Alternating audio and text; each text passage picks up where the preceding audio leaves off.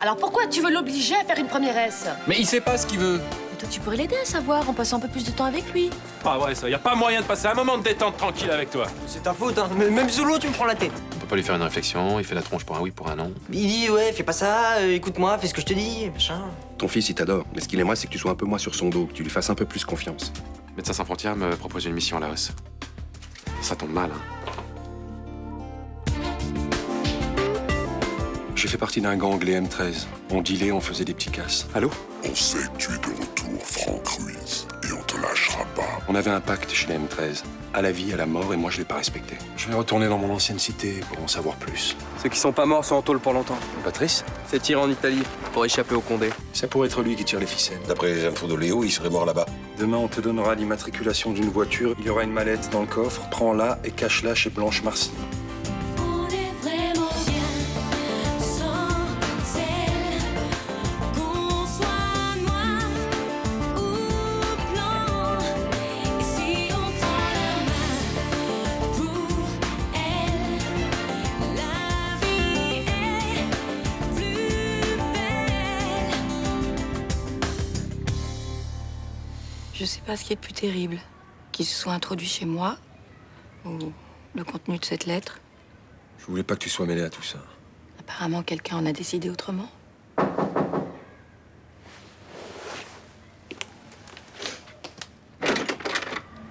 Bonjour Blanche.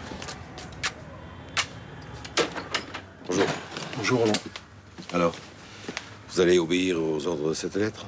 Ah non, bien sûr. Bah si. Je vais aller chercher la mallette. Mais Franck, réfléchis. Si tu commences à céder à leur chantage, c'est foutu. C'est un test, il faut pas te laisser intimider. Mais elle a raison. Non, c'est pas un test. Ils veulent que je me rachète. Je vais devoir faire des missions jusqu'à ce que j'ai payé ma dette. Mais si la mallette est pleine de drogue, hein? Et si la police est prévenue et qu'elle te tombe dessus? C'est un risque, mais j'ai pas le choix, c'est le prix à payer. Un prix qui peut t'amener à faire 10 ans de prison. Tu as pensé à moi, au bébé, je veux pas me retrouver toute seule, Je moi. ne pense qu'à lui et à toi. Si tu cèdes, ils ne s'arrêteront pas. Tu dois leur montrer que c'est fini, qu'ils n'ont plus prise sur toi. C'était vrai avant que je te rencontre. Plus maintenant, parce que c'est pour toi que j'ai peur. Alors écoute-moi. Ne leur cède pas. Je te jure que c'est la seule chose à faire. Je t'en supplie. D'accord. Tu n'es plus comme eux. Tu fais plus partie de ce gang. Tu n'as pas à obéir à leurs règles. T'as raison. Allez, on va s'en sortir, tu verras. Je dois partir travailler.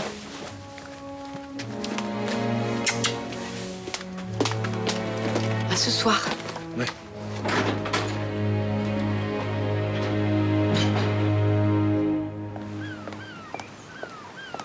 C'est quoi cette connerie? Tu m'envoies un avocat maintenant? Je veux casser le contrat. Manque de bol pour toi, je ne veux pas. T'as signé un truc avec moi, tu te souviens? Un truc où t'es d'accord que moi je produise ton prochain album. Alors arrête avec tes caprices de pétasse et va bosser. Ouais, mais pour ça, il faudra déjà que tu me parles autrement. Je vais pas prendre des cours de poésie spécialement pour toi. Je veux reprendre ma liberté, c'est mon droit moral en tant qu'artiste. Tu te prends pour Beyoncé ou quoi? J'investis sur toi, je te lâcherai que quand toi tu m'auras rendu riche. Mais on n'a rien en commun. On fera pas du bon travail ensemble. Fallait y réfléchir avant. Un contrat ça se signe à deux. Personne t'a obligé que je sache. Eh ben, je me suis trompée, c'est tout. Nos avocats trouveront un arrangement. Je crois que t'as pas très bien compris. On me plante pas comme ça et on m'envoie personne, sinon... Sinon quoi? Tu vas m'obliger à chanter? Moi, je crois que si tu mets un peu du tien, on peut s'entendre. Et je crois aussi que c'est ce que tu vas faire. Tu me fais pas peur. Grave erreur. Là d'où je viens, les gens savent que je parle pas en l'air.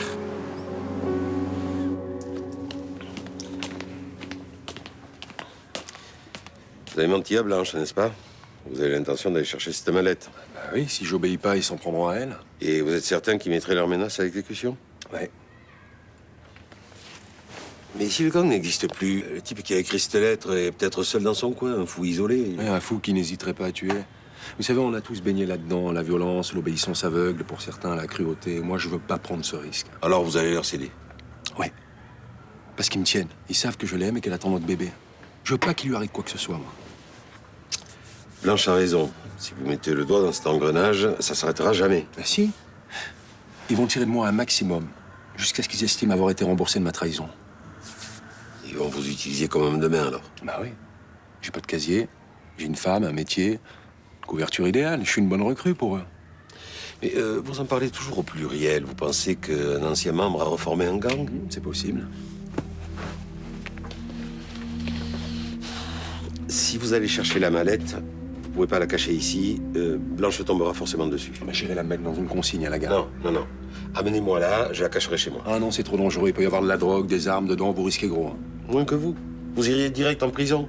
Moi, je peux toujours prétexter un coup monté. Je veux pas que vous soyez mêlés à tout ça. Oui, mais moi, je veux pas que Blanche court le moindre danger. Ni vous non plus, d'ailleurs. Vous vous souvenez? Pour moi, chacun a droit à une deuxième chance. En ce qui me concerne, ça en prend pas le chemin.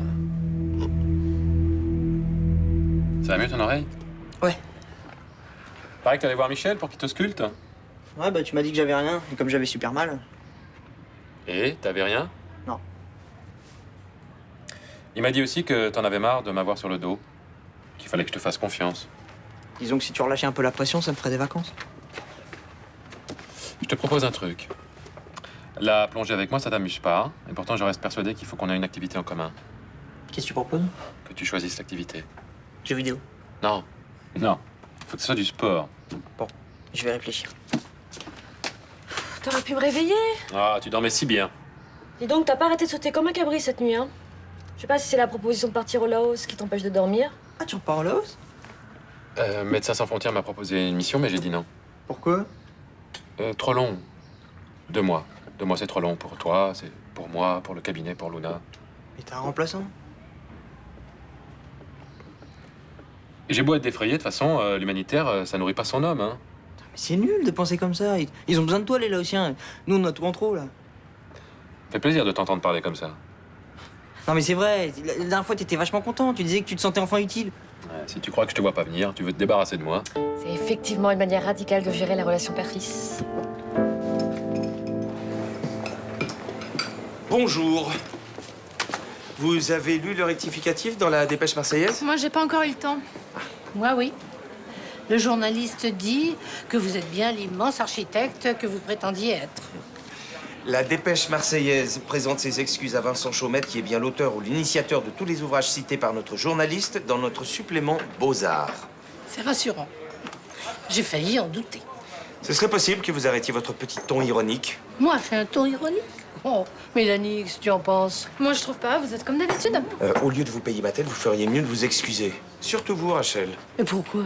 Parce que mardi, quand l'article est paru, vous ne vous êtes pas privé de me traiter d'affabulateur.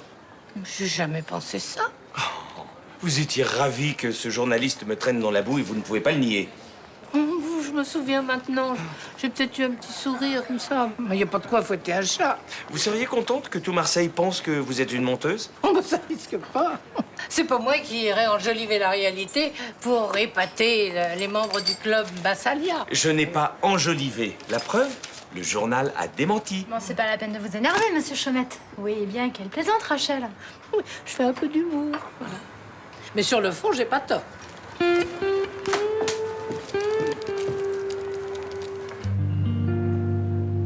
Depuis quand avez-vous mal aux yeux? Depuis hier soir. C'est de la fatigue oculaire. Je vais vous prescrire un collyre et puis un sérum physiologique à mettre en compresse. Mais vous pensez pas que je devrais aller voir mon ophtalmo? Quand vous l'avez vu la dernière fois? Il y a 5-6 mois, on m'a prescrit de nouvelles lunettes pour ma presbytie. À part ça, tout allait bien? Oui. Alors ça sera des gouttes dans les yeux 3 fois par jour. Et évitez de lire ou de regarder la télévision aussi. Excusez-moi d'insister, docteur, mais vous pensez pas que je devrais faire des examens complémentaires? Si dans une semaine vous avez toujours mal, on y repensera. Bien. Qu'est-ce qu'il y a, Madame Torres? Vous n'avez pas l'air satisfaite de mon travail. C'est-à-dire que je me demande si vous prenez pas un peu trop à la légère mon mal aux yeux. Ah, comme avec la fatigue de Thomas, c'est ça? Oui, oui. Heureusement que votre remplaçant lui a prescrit une prise de sang. Bon, écoutez, tenez. Ça, c'est le numéro 277. Le docteur Totavel y travaille tous les soirs, ainsi que les week-ends. Si vous avez un problème, appelez-le. Pendant la consultation, ça fera 21 €. Ah, tout tombe bien. Madame Torres n'est pas satisfaite de mon diagnostic. Madame, vous pouvez faire confiance au docteur Leserman. Non, non, vas-y, je t'en prie. Si ça peut rassurer Madame Torres.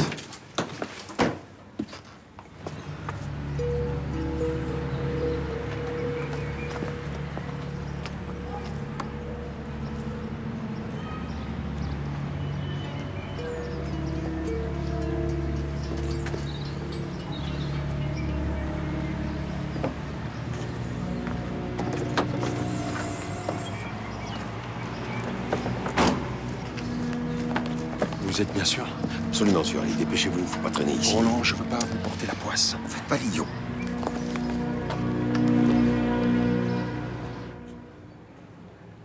Je confirme le diagnostic. Fatigue oculaire. Avec un collyre et des compresses au sérum fille, ça devrait s'arranger. Ben... Parfait, hein. Je suis rassurée maintenant. Dites-moi, récemment, vous auriez pas acheté un ordinateur par hasard? Non? Ah, mais j'ai passé une bonne partie de la nuit sur celui de mon petit-fils. Eh ben voilà. Pensez bien à faire des pauses de 10 minutes toutes les 2 heures. Vérifiez si l'écran est bien à 30 cm de vos yeux. Et prenez rendez-vous avec votre ophtalmo qui vous prescrive des verres anti-reflets. Bah, merci, docteur. Merci infiniment. Je vous en prie, madame. Merci. Non, merci.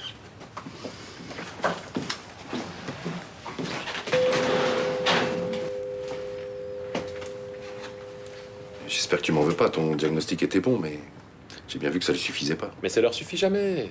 Il faut les écouter se plaindre, leur donner ce qu'ils demandent. Des fois, je me dis que c'est de la consommation pure et simple remboursée par la Sécu. Je pense qu'il faudrait que tu fasses un petit break, toi. Sûrement. Tu sais que MSF m'a proposé de repartir à Laos. Le programme alimentaire que j'avais initié. Il est reparti. Eh ben voilà.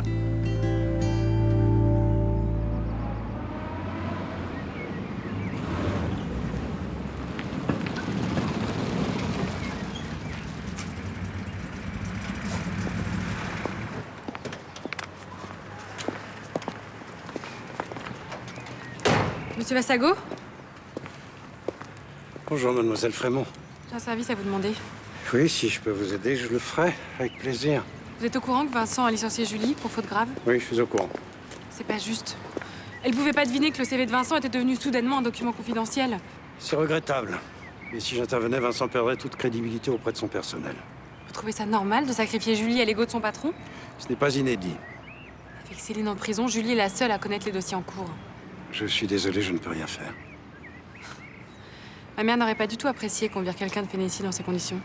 Effectivement, mais elle ne serait pas intervenue. Même si cette société a été créée avec son argent, elle n'interférait jamais dans les décisions de son mari. Eh ben, elle aurait dû le faire. Ça aurait évité bien des magouilles. C'était une femme qui savait rester à sa place, mademoiselle. Excusez-moi.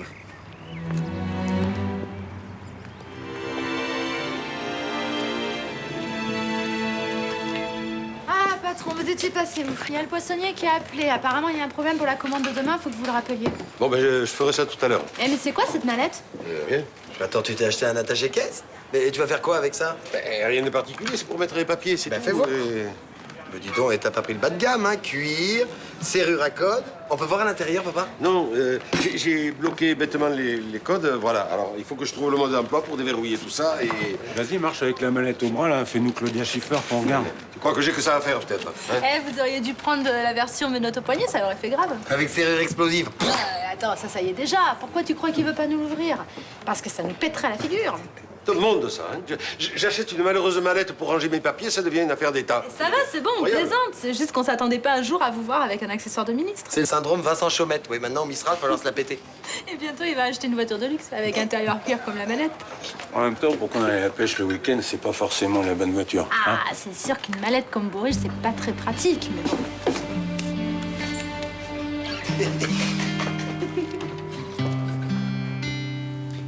Je vous remercie pour le rectificatif dans la dépêche marseillaise. Je suppose que c'est à vous que je le dois. Oui, je n'avais quand même pas laissé un petit journaliste entacher votre réputation. Je me demande si je n'ai pas réagi de façon excessive. Tout ça n'est pas si grave. Non, mais tellement irritant, je vous comprends. Ceci dit, vous devez vous endurcir. Le succès et la notoriété engendrent souvent quelques médisances. J'en suis conscient. La prochaine fois, je traiterai ça par le mépris. Savez-vous ce qu'on dit à la cour d'Angleterre? Non? Never explain. Ne jamais se justifier. Never complain. Et ne jamais se plaindre. Malheureusement, Fénicie n'est pas à Buckingham Palace. J'ai peur que toute cette histoire ne soit pas terminée. C'est terminé. Tout le monde a oublié. Vous devez passer à autre chose. J'ai un problème de conscience avec le licenciement de ma secrétaire. Si je suis honnête, elle n'a pas pensé à mal en donnant mon CV. Néanmoins, elle a fait preuve d'une légèreté coupable. Un simple avertissement aurait suffi. Vous venez de prendre vos fonctions. Vos employés doivent savoir que vous n'hésiterez pas à prendre des sanctions en cas de besoin. Je sais. Mais si je réintègre Julie, ils verront que je suis également capable d'humanité. C'est à vous de voir. Et puis je n'ai pas envie de m'embarquer dans un procès au prud'homme, je suis sûr de le perdre. Il est vrai qu'un licenciement pour faute grave est difficile à plaider. Et puis j'aurai des indemnités à payer et surtout j'aurai très mauvaise réputation auprès des autres salariés de Phénicie. Vous n'êtes pas là pour être aimé. Je compte bien me faire respecter en tant que patron, n'ayez crainte. Mais je me disais que pour commencer, un beau geste...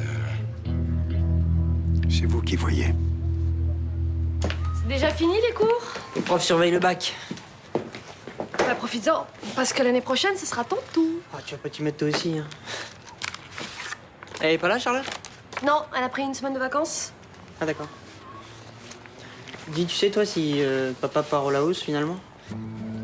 T'aimerais bien qu'il parte? Et toi? Réponds d'abord, et après je te dirai ce que j'en pense. Je trouve ça con qu'il renonce à cause de moi.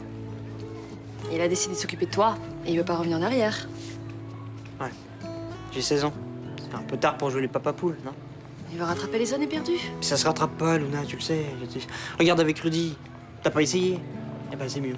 Il était quasiment adulte quand on s'est retrouvés, ce qui n'est pas ton cas. S'il part pas, je vais me prendre la double peine, moi. Il va me pourrir l'été et la fin de l'année. Parce qu'il m'en voudra de pas être parti. C'est un risque. Non, mais l'humanitaire, c'est son truc. Alors, même si c'est long pour toi aussi, si tu l'aimes, faut que tu le laisses vivre ses rêves. Bon, s'il part, est-ce que tu iras à tes cours de maths? Ah oui, bien sûr, oui, je vais les faire, mes 2 heures par jour. Parce que moi, j'ai pas envie de me battre avec toi. Hein. T'auras pas de problème. Bon, alors maintenant, tu peux me dire si ça te dérange qu'il parte? Écoute, je sais que la vie de sédentaire l'étouffe parfois et qu'il a besoin de partir, pas exposé. Donc pour toi, il peut partir. Je m'y opposerai pas. Arnaud, ça va pas du tout là. Moi, je peux pas chanter. La batterie est pas calée avec la guitare. Je t'avais dit de le faire et tu l'as laissé. Je croyais que ça suffisait. T'entends bien que non? Je crois que je vais vous laisser bosser là. Non, non, c'est bon, je peux rester. Bon, ça s'est bien passé tes épreuves aujourd'hui? Ouais, j'ai eu anglais ce matin, ça a été. Je Ouais. crois que j'aurai la moyenne. Excuse-moi, Arnaud, je suis vraiment à bout de nerfs. Non, non, mais t'inquiète pas, ça arrive, hein, c'est bon. Qu'est-ce qu'il y a? Vous êtes malade? Alors, c'est juste de croiser l'autre abruti de Bob ce matin, là, ça m'a contrarié. Vous l'avez revu? Ouais, il m'attendait devant mon hôtel. Il a pas apprécié que je lui ai cassé le contrat. Mais qu'est-ce qu'il t'a dit? Des insultes. Entre autres que j'étais une pétasse, une feignasse. Non, mais c'est un naze obsédé par les thunes, ce mec. Il a aucun sens artistique. Mais tu sais, c'est pas une discussion très artistique qu'on a eue. Il m'a menacée. Comment ça, il t'a menacé? Physiquement? Sous-entendu. Il a pas du tout apprécié que je lui envoie mon avocat et en fait, il refuse de négocier. Il peut pas vous obliger à travailler pour lui? Non, mais il peut m'empêcher de signer dans un label tant que les problèmes sont pas réglés avec la justice. Et puis ça peut durer très longtemps. Ouais, en bref, ça va être la guerre, quoi. Si je cède pas, ouais. Puis tu sais, j'y repense. Ce matin, il m'a vraiment fait peur. Il m'a dit, faut plus que tu le vois en tête à tête. Mais il était devant mon hôtel, comment veux-tu que je l'évite? Vous pourriez déménager, il serait pu vous retrouver? Il aura vite fait le tour de tous les grands hôtels de Marseille. Bah moi j'en connais un petit pas loin de chez moi. Bon, c'est pas le grand luxe, mais c'est assez sympa. Et en plus, il y a un flic parmi les pensionnaires. Tu te sentiras en sécurité là-bas, tout le monde se connaît. Bah ouais, c'est une vraie famille. Je vous présenterai. Je sais que vous avez intercédé en ma faveur auprès de Monsieur Chaumette. Merci. C'était vraiment très gentil de votre part. Ce licenciement était injuste, vous n'aviez commis aucune faute grave. C'est ce que j'ai dit à Monsieur Chaumette, mais il n'a pas voulu m'écouter. Ni moi. Sans vous, Julie serait au chômage. Je suis ravi d'avoir pu rendre service. Au revoir.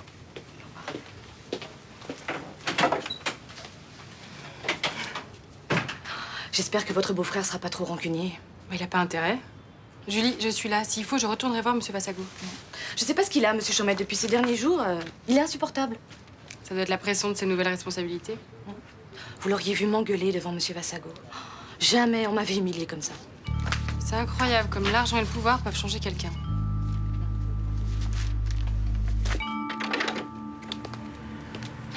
C'était vraiment gentil que tu viennes me chercher à l'école. Ça t'a pas posé trop de problèmes vis-à-vis de tes élèves? Non. Enfin, tu peux être sûr que demain matin, j'aurai 2 ou 3 filles qui viendront en délégation me demander si j'ai un nouvel amoureux. Et tu leur diras quoi? Je leur dirai oui. Pourquoi tu veux que je monte à mes élèves? Ça va, t'étais pas trop angoissé aujourd'hui par toute cette histoire? Je te mentirais en te disant que j'y ai pas pensé. Moi aussi.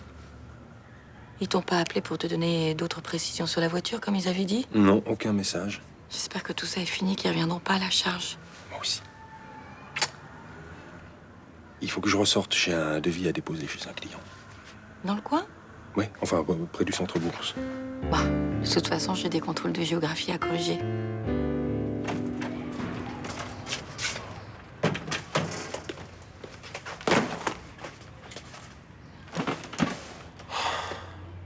Bonne journée. 2 angines, une gastro et un certificat d'aptitude de beach volley. T'as donné ta réponse pour le Laos? Non, pas encore. Je me pose 2 secondes là, puis je vais les appeler. Pour leur dire quoi? Que je pars pas. T'es sûr de toi? Oui, T'as un remplaçant au cabinet. c'est pas le problème. Oui, je sais, c'est ton fils, mais est-ce que c'est vraiment un souci? J'ai fait toute une histoire pour qu'il passe en première S. Maintenant, il faut que je sois derrière lui pour éviter qu'il rame l'année prochaine. Je peux m'en occuper, moi. Il va t'enfler tous les 4 matins. Jamais il ira en cours de maths. Dis donc, hier, quand t'as parlé avec Michel, j'avais cru comprendre que tu ferais confiance à Nathan.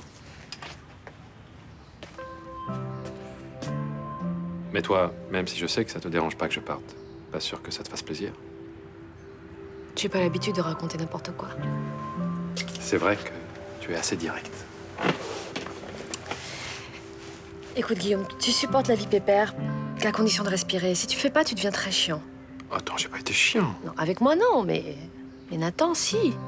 Il en a pris plein la tête. À mon avis, c'est pas en étant sur son dos que ça va arranger les choses. Pars au Laos, rends-toi utile. C'est ce qui fera du bien à votre relation. J'aimerais bien te croire. Mais une fois de plus, j'ai l'impression de fuir mes responsabilités. Mais au contraire, pour retrouver confiance en vous, il faut que vous soyez éloignés l'un de l'autre.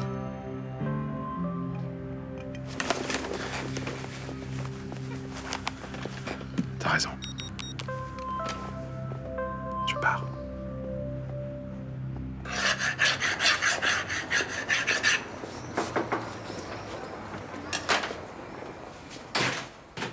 Ça y est, du nouveau?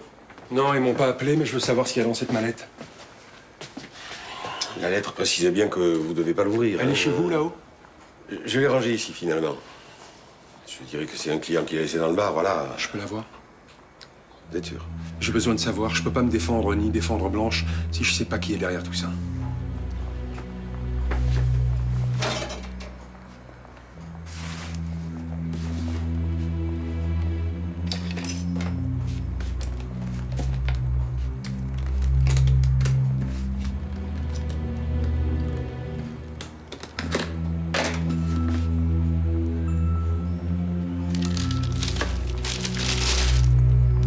Qui est-ce?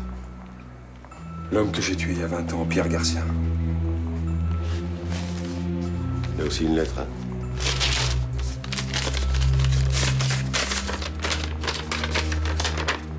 Tu ne devais pas ouvrir cette mallette, Franck. Tu as désobéi, tu payeras.